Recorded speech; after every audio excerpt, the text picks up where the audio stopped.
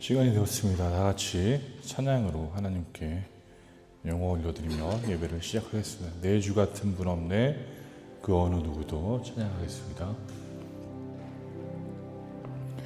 내 주 같은 분 없네, 그 어느 누구도 내 생명 다하도록 주 얼굴만 구하니, 내 주 같은 분 없네, 그 어느 누구도 내 주 같은 분 없네. 이 땅 위에 오 하나님, 주 나의 모든 것, 내 주 같은 분 없네. 이 땅 위에 오 하나님, 주 나의 모든 것, 내 주 같은 분 없네. 이 땅 위에 내 주 같은 분 없네, 내 주 같은 분 없네. 그 어느 누구도 내 생명 다하도록 주 얼굴만 구하니, 내 주 같은 분 없네. 그 어느 누구도 내 주 같은 분 없네. 이 땅 위에 오 하나님, 오 하나님, 주 나의 모든 것, 내 주 같은 분 없네. 이 땅 위에 오 하나님, 주 나의 모든 것, 내 주 같은 분 없네. 이 땅 위에 오 하나님, 주 나의 모든 것, 오 하나님, 주 나의 모든 것, 내 주 같은 분 없네. 이 땅 위에 오 하나님, 주 나의 모든 것, 내 주 같은 분 없네.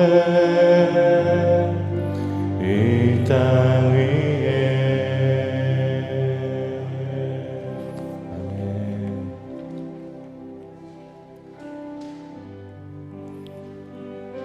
아멘.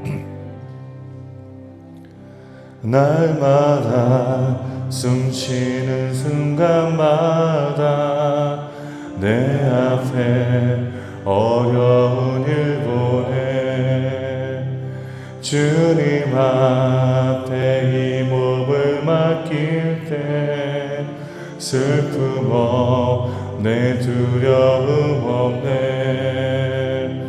주님의 그 자비로운 손길 항상 좋은 것 주시도다.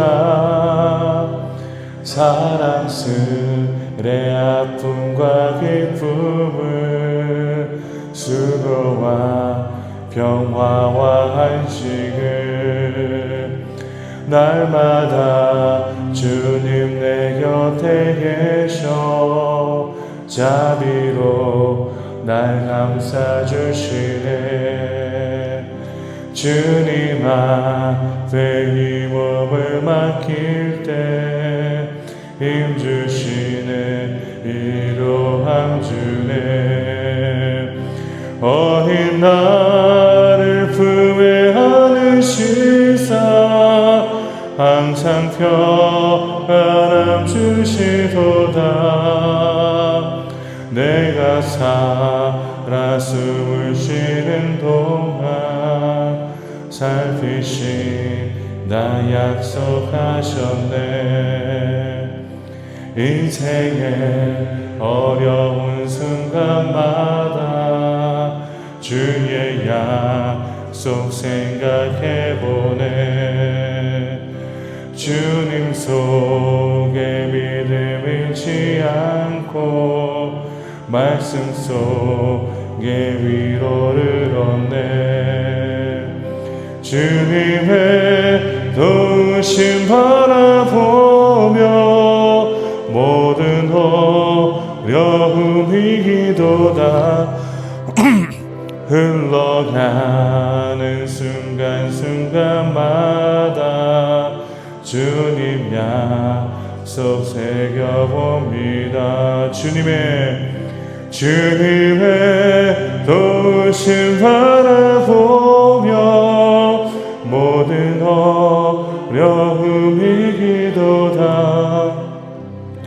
흘러가는 순간순간마다 주님 약속 새겨봅니다. 아멘.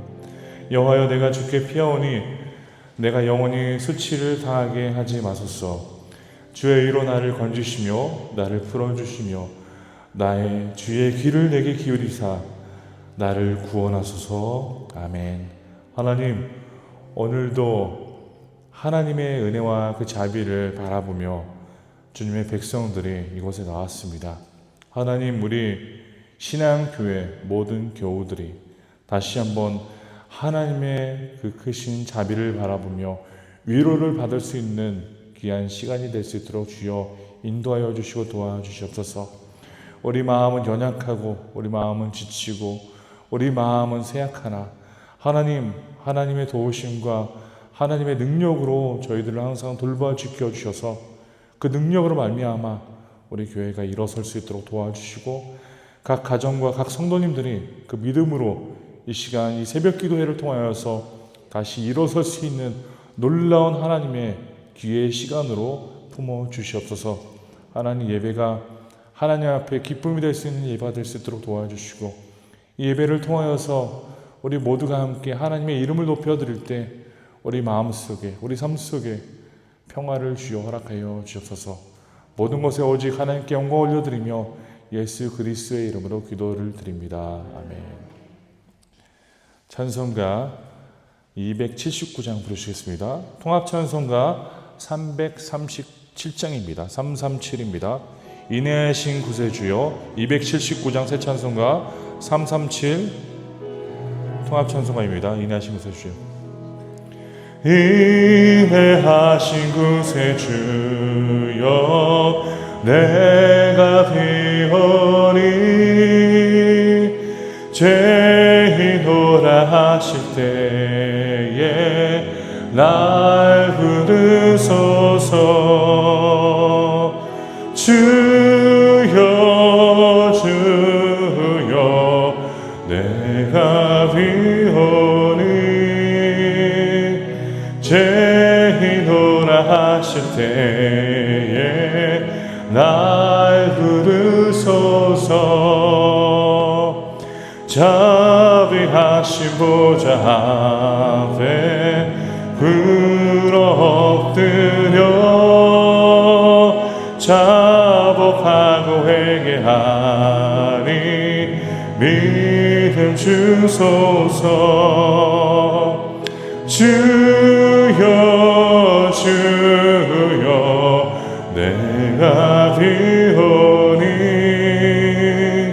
제이노라 하실 때에 날 부르소서.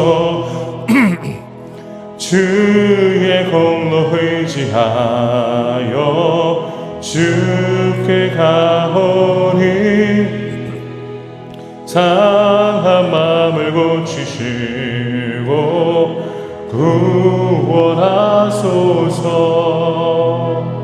주여 주여 내가 비오니 제이노라 하실 때에 날 부르소서. 만복 근원 우리 주여 위로하소서. 우리 주와 같으시니 어디 있을까. 주여 주여 내가 비오니 제이노라 하실 때에 날 주여 주여 내가 비오니 주여 주여 내가 비오니 제이노라 하실 때 제이노라 하실 때에 날 부르소서. 아멘.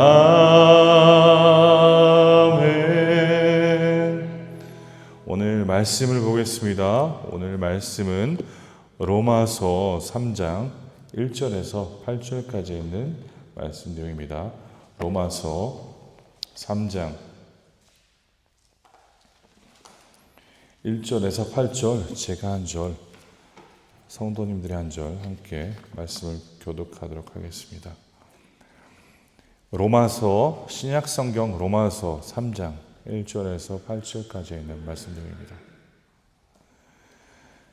그런즉 유대인의 나음이 무엇이며 할례의 유익이 무엇이냐.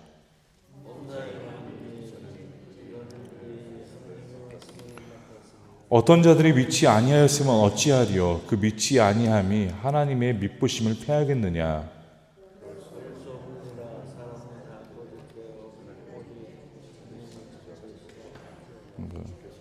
말씀에 의롭다 함으로 주시고 판단 받으실 때에 이기려 하심이라 함과 같으니라.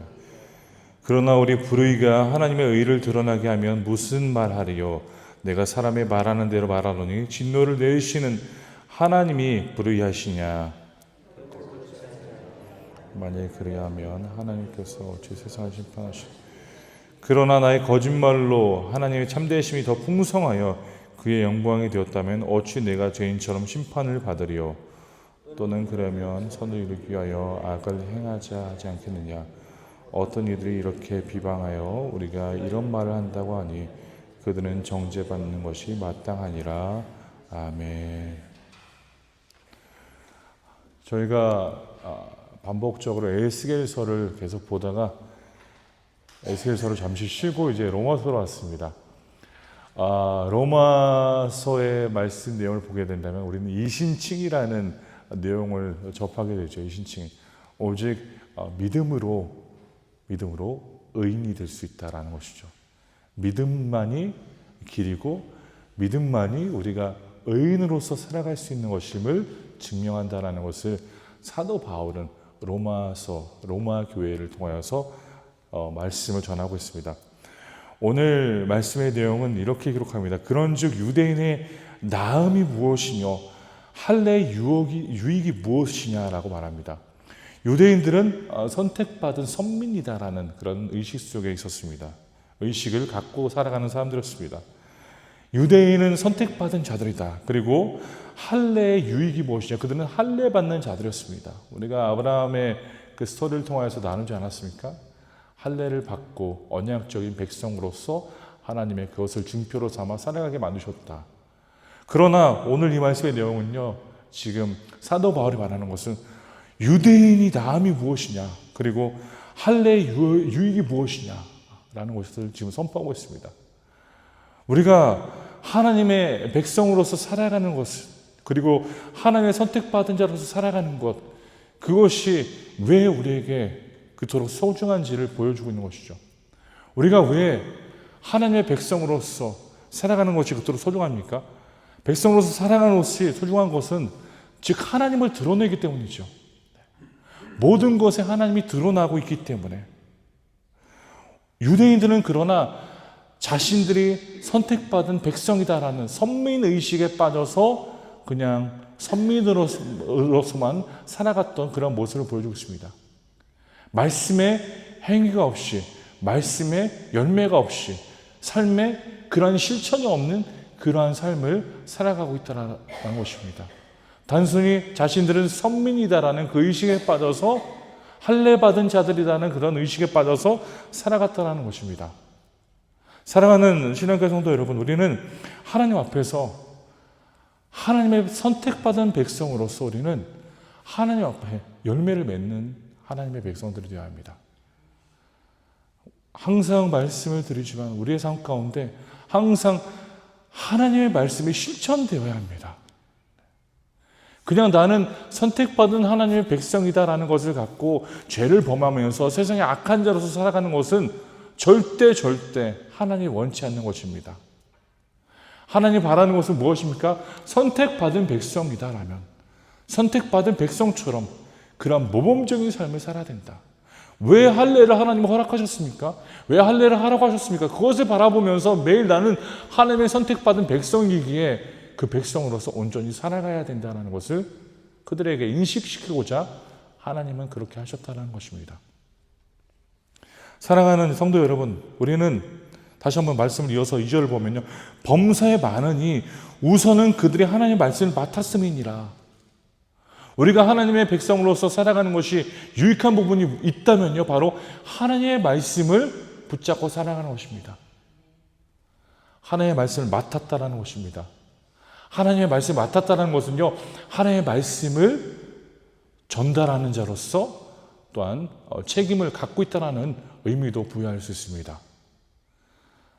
우리는요, 말씀을 받은 자로서 말씀을 지키며 살아가야 된다는 것입니다. 말씀을 맡았다라는 이 단어는요, 피스티오라는 단어에서 파생된 에피스투세사라는 단어입니다. 즉, 말씀을 신실하게 관리하는 자에 대해서 말하고 있는 것입니다. 말씀을 관리한다라는 의미를 우리가 다시 한번 생각해 보자면요, 말씀을 전하는 것이고요, 말씀대로 살아가는 것입니다. 사랑하는 신앙교회 성도 여러분, 우리가 하나님의 선택받은 백성으로서 살아가는 것은요, 즉 말씀을 붙잡고 그 말씀을 따라 움직이는 것이 우리의 특권이자 특혜라는 것을 다시 한번 기억하시기를 간절히 바랍니다. 요한복음 8장 32절은 그렇게 기록하고 있지 않습니까? 진리를 알지니 진리가 너희를 자유롭게 하리라. 진리를 알지니 진리가 너희를 자유롭게 하리라. 유대인들은 율법주의에 빠져서 그 율법으로 말미암아 지금 마치 올무에 빠진 존재들에게 로마서 내용을 지금 사도 바울은 지금 언급하고 있는 것입니다. 그러나 진리는요, 하나님의 진리는 우리를 자유케 합니다. 하나님의 진리는요, 우리가 그 정죄함에서 자유롭게 한다는 것이죠. 죄의 정죄함으로부터 자유롭게 한다는 것이죠. 그래서 우리는요, 죄를 범하여도 정죄받지는 않잖아요. 그러나 우리가 죄를 인식하는 건 있습니다. 인식하고 그 죄를 인식하면서 하나님께 다시 한번 회개하며 나가지 않습니까? 그러나 그 죄가 우리를 정죄하지는 않습니까? 우리가 이제는 평생 자유한 자로서 살아가고 있기 때문이죠. 그래서 다시 한번 사도 바울은 이렇게 말씀하고 있는 것이죠. 범사에 많으니 우선은 그들이 하나님의 말씀을 맡았습니다. 우리는 하나님의 말씀을 맡은 자들입니다. 맡은 자로서 하나님의 선한 청지기로서 그 말씀을 온전히 전달하며 온전히 그 뜻을 따라 행해야 된다는 것을 말씀은 보여주고 있다는 것이죠. 3절을 보십시오. 어떤 자들이 믿지 아니하였으면 어찌하려 그 믿지 아니하며 하나님의 밉보심을 패하겠느냐. 아무리 선민일지라도 아무리 유대인일지라도 믿음이 없으면 소용이 없다는 것이죠. 아무리 유대인의 모든 전통과 모든 전례를 따르고 있는 사람일지라도 믿음이 없으면 소용이 없다는 것을 사도 바울은 지금 강조하고 있는 것입니다. 사랑하는 성도 여러분, 그래서 우리는요 은혜의 시대를 살아가고 있습니다. 왜 은혜의 시대를 살아가고 있습니까? 믿음으로부터 우리는 하나님의 은혜를 누리고 있기 때문입니다. 우리의 인생에 그러한 율법으로 말미암아 우리의 행위로 말미암아 우리가 하나님의 나라를 누리는 것이 아니라 하나님의 은혜로 누리고 있습니다. 하나님을 향한 믿음을 갖고 우리는 그것들을 누리고 있다는 것입니다. 때로는 그래서 우리가 실패할지라도 다시 일어설 수 있는 이유가 바로 그 은혜에 있다는 것입니다. 우리가 한 주간 살면서 수많은 상황 속에서 얼마나 많은 죄를 범하는지 성도님들도 몸소 느끼셨을 것입니다. 그러나 그러한 상황 속에서 우리는 정죄를 받지는 않습니다. 그러나 우리 마음속에 있는 우리와 함께 하신 성령 하나님이 역사하셔서 우리가 죄를 범하고 있다는 것을 인식하게 하시고 그 죄로 말미암아 하나님께 나아가 회개하도록 만드신다는 것입니다. 그것이 바로 우리가 하나님의 은혜의 시대를 살아가는 것입니다. 우리에게는 믿음이라는 것이 있습니다. 우리는 하나님을 향한 믿음으로 살아가는 것입니다. 다시 한번 우리 교회 모든 성도님들이 하나님의 믿음으로 살아가십시오. 하나님을 향한 믿음으로 신실하게 하나님을 따르며 그분의 이름을 드러내시는 우리 교회 성도님들이 되시기를 간절히 바랍니다. 말씀의 내용은요, 밉부심이라는 단어에 대해서 말합니다. 밉부심. 원문으로 보면요, 밉부심이라는 단어가 피스티스, 믿음이라고 되어 있습니다. 믿음. 이 말씀의 내용을 보면요, 믿음, 하나님의 밉부심을 믿음이라고 하지만 또한 신실하심입니다. 신실하심이 패하겠느냐. 하나님은 인간이 죄를 범할지라도 우리가 하나님의 뜻을 따르고 있지 않을지라도 하나님의 말씀은 끝까지 신실하게 지키신다는 것을 또한 이 말씀을 내포하고 있다는 것입니다.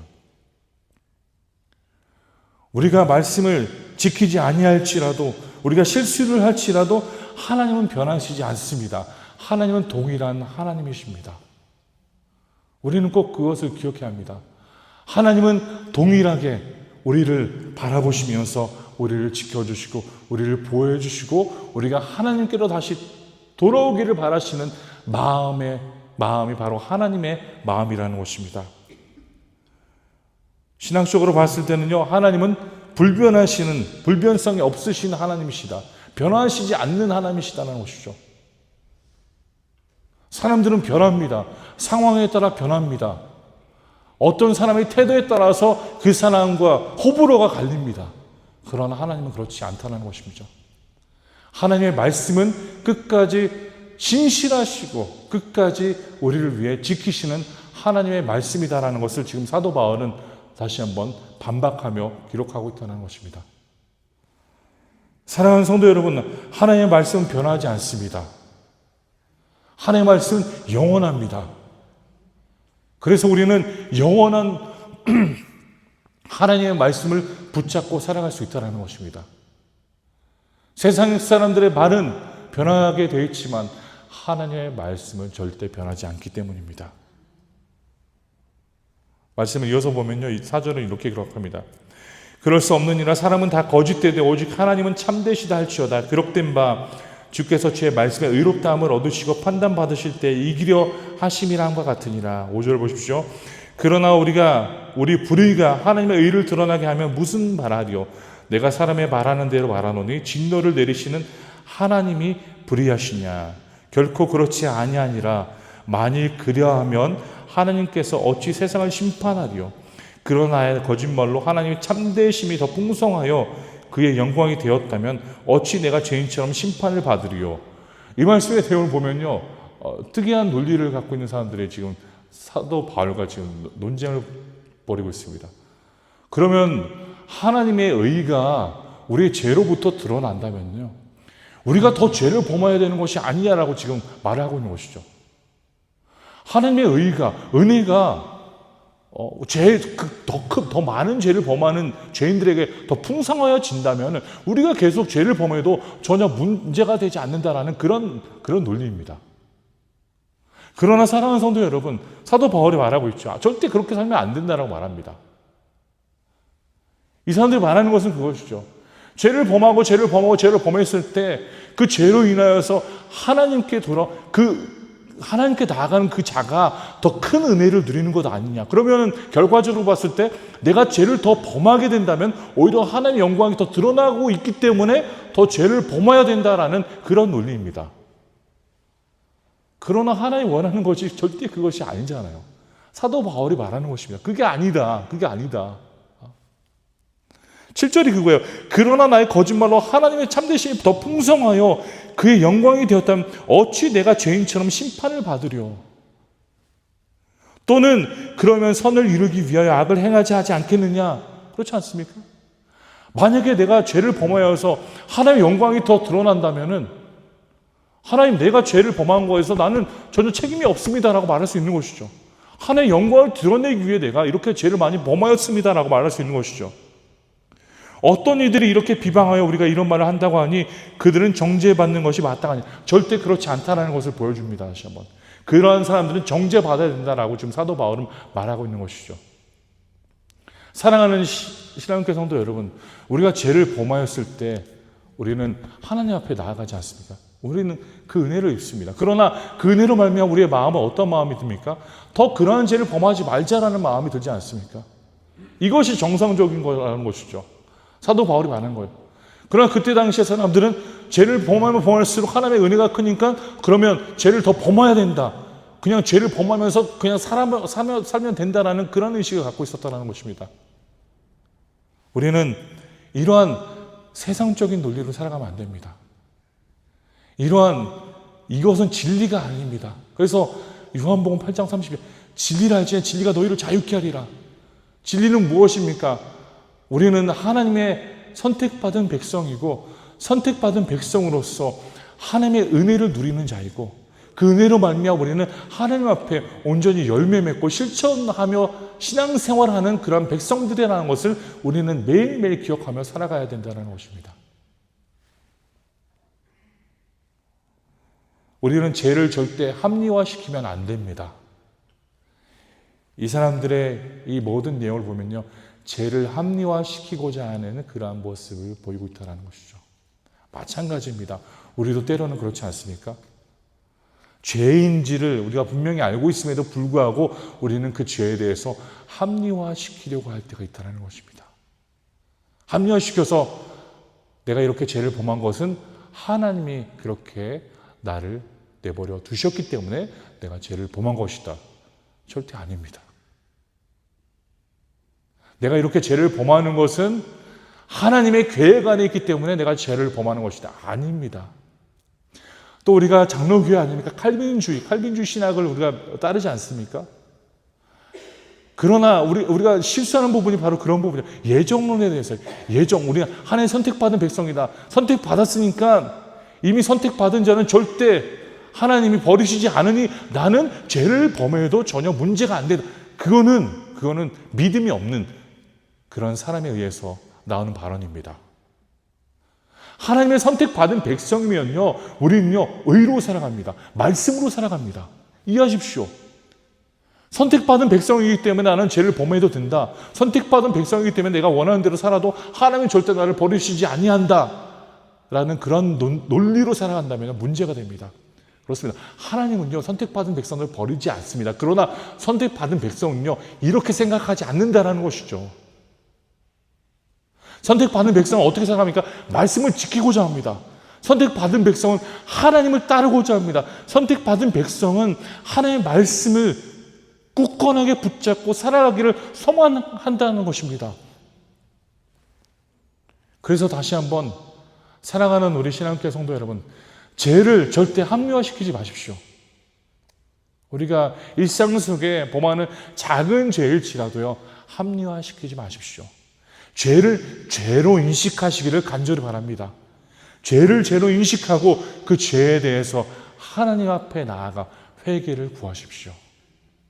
그 회개를 통하여서 정결함을 얻고 그 회개를 통하여서 다시 하나님과 온전히 교제하며 그 죄로부터 하나님께 은혜를 받으시는 우리 교회 성도님들이 되시기를 간절히 소원합니다. 말씀의 결론을 맺겠습니다. 말씀을 맡은 자는요, 그 특권을 받은 자는 말씀에 대한 책임을 져야 합니다. 우리는 하나님의 말씀을 받은 자들입니다. 말씀을 받은 자로서 우리는 그 말씀에 대한 책임을 져야 합니다. 우리의 책임은 무엇입니까? 말씀을 전하는 것입니다. 우리의 책임은 무엇입니까? 말씀을 지키는 것입니다.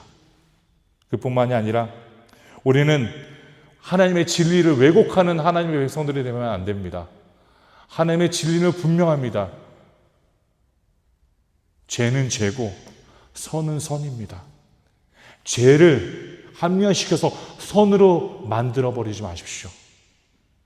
사랑하는 신앙교회 성도 여러분, 우리는 죄인이라는 것을 매일 인식하며 죄에 대해서 하나님 앞에 나아가 하나님 앞에 회개하며 순결함과 정결함을 얻으시는 우리 교회가 되기를 간절히 바랍니다. 우리는 하나님 아버지 앞에서 은혜를 입은 자들입니다. 그 은혜를 입은 자로서 은혜로 하나님 앞에 결실을 맺으십시오. 은혜로 말미암아 하나님 앞에 영광을 돌리십시오. 그 모든 것들을 통해 우리 공동체가 다시 한번 이 새벽에 하나님께 부르짖으며 하나님께 간구하며 하나님께 기도드리는 시간이 되기를 간절히 축원합니다. 이 시간 다 같이 기도하겠습니다. 하나님이 저희들에게 주시는 말씀에 대해서 이 시간 기도하는 시간을 갖겠습니다. 하나님, 우리가 하나님의 말씀을 받은 특권을 온전히 누릴 수 있도록 주여 도와주시옵소서. 우리가 진리를 온전히 깨닫고 그 진리를 통해 우리가 자유함을 얻어 하나님의 백성으로서 말씀을 맡은 자로서 신실하게 살아갈 수 있도록 해달라고, 그리고 죄를 절대 합리화시키지 않도록 주님이 함께 해달라고 이 시간 다 같이 함께 기도하며 하나님께 나아가겠습니다. 하나님 감사합니다. 오늘도 하나님이 저희들을 붙잡아 주시고